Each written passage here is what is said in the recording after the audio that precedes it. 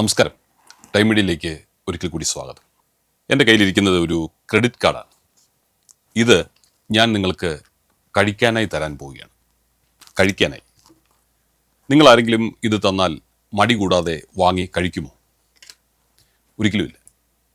നമുക്കെന്നെ ഭ്രാന്താണോ plastic ചവച്ചരച്ച് തിന്നാൻ? കാരണം നിങ്ങൾക്കറിയാം, പ്ലാസ്റ്റിക് നമ്മുടെ ഉള്ളിലേക്ക് ചെന്നാൽ അത് ഗുരുതരമായ ആരോഗ്യ പ്രശ്നങ്ങൾക്ക് വഴിവെക്കും. അതുകൊണ്ട് നിങ്ങൾ അറിഞ്ഞുകൊണ്ട് ആ പ്രവൃത്തി ചെയ്യില്ല. പക്ഷെ ഞാൻ വീണ്ടും വീണ്ടും പറയുന്നു, നിങ്ങൾ ദിവസവും പ്ലാസ്റ്റിക് കഴിക്കുന്നില്ലേ? ഉണ്ട്, ഉറപ്പായിട്ടും കഴിക്കുന്നുണ്ട്. ഞാനത് തെളിയിച്ചു തരാം. നിങ്ങൾ ദിവസവും വളരെ സാധാരണമായി ചെയ്യുന്ന ചില കാര്യങ്ങൾ വഴി ഓരോ ആഴ്ചയും നിങ്ങളൊരു ക്രെഡിറ്റ് കാർഡിൻ്റെ അത്രയും വലിപ്പത്തിൽ പ്ലാസ്റ്റിക് ഉള്ളിലേക്ക് എത്തിക്കുന്നുണ്ട്. അങ്ങനെ പറയുമ്പോൾ നിങ്ങൾ വിശ്വസിക്കില്ലെന്ന് എനിക്കറിയാം. കേൾക്കുമ്പോൾ വിശ്വസിക്കാൻ പ്രയാസം തോന്നുന്ന കാര്യം തന്നെയാണ് ഞാൻ പറഞ്ഞത്. പക്ഷേ മെഡിക്കൽ ലോകം ഇന്ന് ഏറ്റവും കൂടുതൽ ഭയപ്പെടുന്ന ഒരു യാഥാർത്ഥ്യം ആണ് ഞാനിപ്പോൾ പറഞ്ഞത്. നമ്മൾ പ്ലാസ്റ്റിക് നേരിട്ട് കഴിക്കുന്നില്ലായിരിക്കാം, പക്ഷേ നമ്മൾ കഴിക്കുന്ന ഭക്ഷണത്തിലൂടെയും കുടിക്കുന്ന വെള്ളത്തിലൂടെയും പ്ലാസ്റ്റിക് നമ്മളെ വിഴുങ്ങിക്കൊണ്ടിരിക്കുകയാണ് അനുനിമിഷം. അതാണ് മൈക്രോ പ്ലാസ്റ്റിക്സിൻ്റെ ഒരു കളി. എന്താണ് മൈക്രോ പ്ലാസ്റ്റിക്സ്? കണ്ണുകൊണ്ട് കാണാൻ കഴിയാത്ത അത്രയും ചെറിയ 5 മില്ലിമീറ്ററിൽ താഴെ മാത്രം വലിപ്പമുള്ള പ്ലാസ്റ്റിക് തരികളാണവ. ഈ മൈക്രോ പ്ലാസ്റ്റിക് തരികൾ എവിടെയൊക്കെയാണ് കണ്ടെത്തിയിരിക്കുന്നതെന്ന് അറിയാമോ? അവിടെയാണ് നമ്മൾ ഞെട്ടിപ്പോകുന്നത്. മനുഷ്യൻ്റെ ചോരയിൽ, നമ്മുടെ ഈ ഞരമ്പിലൂടെ ഓടുന്ന ചോരയ്ക്കുള്ളിലും നമ്മുടെ ഹൃദയത്തിനുള്ളിലും, ഇനി അല്പം കൂടി കടത്തി പറയാം, വിശ്വസിക്കാൻ ബുദ്ധിമുട്ടുണ്ടാകും, ജനിക്കാനിരിക്കുന്ന കുഞ്ഞുങ്ങളുടെ പ്ലാസൻ്റയിൽ വരെ ഈ പ്ലാസ്റ്റിക് കണ്ടെത്തിക്കഴിഞ്ഞു എന്നാണ് പുതിയ പഠനങ്ങൾ പറയുന്നത്. നമ്മുടെ അടുക്കളകളിൽ നമ്മൾ വരുത്തുന്ന ചില വലിയ തെറ്റുകളാണ് ഇതിൻ്റെ ഒരു കാരണം. അതെന്തൊക്കെയാണെന്ന് നമുക്ക് കൃത്യമായി ഒന്ന് പഠിക്കാം. നമുക്ക് ആദ്യത്തെ വില്ലനെ ഒന്ന് പരിചയപ്പെടാം. നമ്മൾ യാത്രകളിൽ വാങ്ങിക്കുടിക്കുന്ന മിനറൽ വാട്ടർ കുപ്പികൾ. അടുത്തിടെ പുറത്തു വന്നൊരു പഠനമനുസരിച്ച് 1 ലിറ്റർ പ്ലാസ്റ്റിക് കുപ്പി വെള്ളത്തിൽ ഏകദേശം 2.5 ലക്ഷത്തോളം മൈക്രോ പ്ലാസ്റ്റിക് തരികളാണ് അടങ്ങിയിരിക്കുന്നത്, നാനോ രൂപത്തിൽ.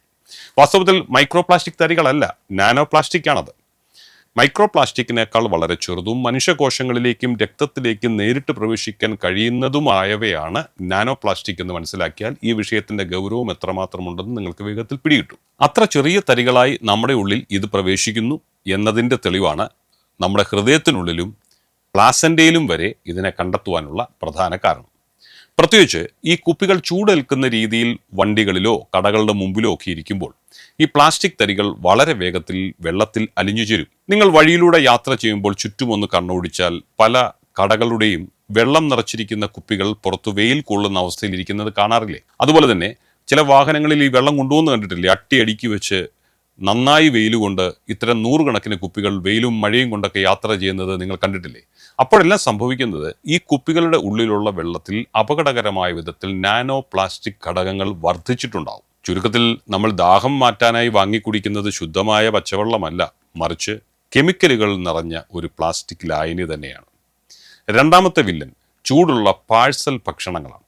ഇത് നമ്മൾ ചെയ്യുന്നൊരു വലിയ തെറ്റാണ്. ഹോട്ടലുകളിൽ നിന്ന് പ്ലാസ്റ്റിക് കവറുകളിലും കപ്പുകളിലും ചൂടോടെ വാങ്ങുന്ന കറികളും ചായയും. ഉയർന്ന ചൂടുള്ള ഭക്ഷണം പ്ലാസ്റ്റിക്കിലേക്ക് വീഴുമ്പോൾ ലീച്ചിങ് എന്ന പ്രക്രിയ നടക്കുകയാണ്. പ്ലാസ്റ്റിക് നിർമ്മിക്കാൻ ഉപയോഗിക്കുന്ന ബിസ്ഫനോൾ, താലേറ്റുകൾ തുടങ്ങിയ മാരക വിഷാംശങ്ങൾ അപ്പോൾ തന്നെ ഈ ഭക്ഷണത്തിലേക്ക് കലരുകയാണ് ചെയ്യുന്നത്. പ്ലാസ്റ്റിക് ബോക്സിന്റെ അടപ്പിൽ വെള്ളം വിയർത്ത് ആവി പോലെ നിൽക്കുന്ന പരുവം നിങ്ങൾ കണ്ടിട്ടില്ലേ? ഈ വെള്ളത്തിലും പ്ലാസ്റ്റിക്കിന്റെ തരികളുണ്ടാവും. മൂന്നാമത്തെ വില്ലൻ നോൺ സ്റ്റിക് പാനുകളും അടുക്കളയിലെ പ്ലാസ്റ്റിക്കുമാണ്.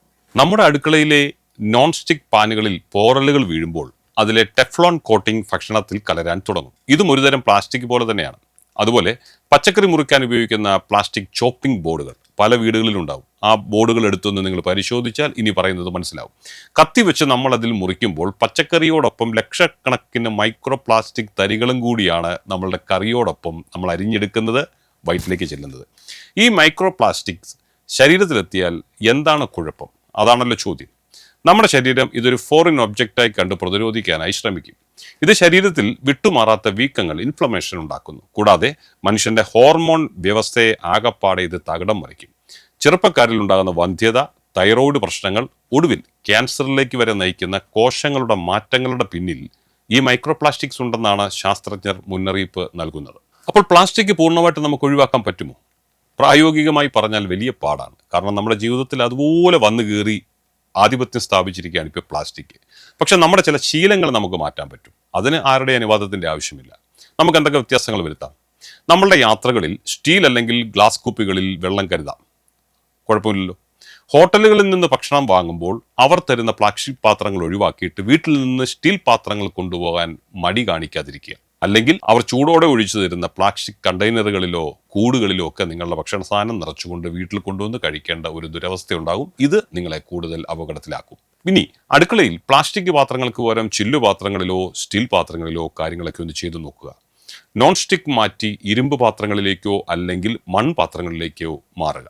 വലിയ ബുദ്ധിമുട്ടാണെന്നറിയാം, കാരണം നമ്മൾ ശീലിച്ചു പോയത് വലിയൊരു സൗകര്യപ്രദമായ ഒരു സംവിധാനമാണ്. അത് കളയാൻ എളുപ്പമല്ല, പക്ഷേ എങ്കിലും ആരോഗ്യത്തെ പ്രതി, പുതിയ തലമുറയുടെ ആരോഗ്യത്തെ പ്രതി ഇത് ചെയ്താൽ നന്നായിരിക്കും. അപ്പോൾ നമ്മുടെ ഒരു ചെറിയ മാറ്റം നമ്മളെ മാത്രമല്ല നമ്മളുടെ അടുത്ത തലമുറയെ കൂടിയാണ് രക്ഷിക്കുന്നത്. അപ്പോൾ പ്ലാസ്റ്റിക് മുക്തമായ ഒരു ജീവിതത്തിനായി ഈ അറിവ് നിങ്ങളുടെ സുഹൃത്തുക്കൾക്കും കുടുംബാംഗങ്ങൾക്കും ഇപ്പോൾ തന്നെ ഒന്ന് ഷെയർ ചെയ്ത് കൊടുക്കണം. ഇത്തരം കൂടുതൽ ഇൻഫർമേറ്റീവായ വീഡിയോകൾക്കായി ഈ ചാനൽ സബ്സ്ക്രൈബ് ചെയ്യാനും മറക്കരുത്. അപ്പോൾ മറ്റൊരു വിഷയവുമായി നാളെ നമുക്ക് കാണാം. അതുവരെ നിങ്ങൾക്ക് എല്ലാവർക്കും ഞങ്ങളുടെ നന്ദി, നമസ്കാരം.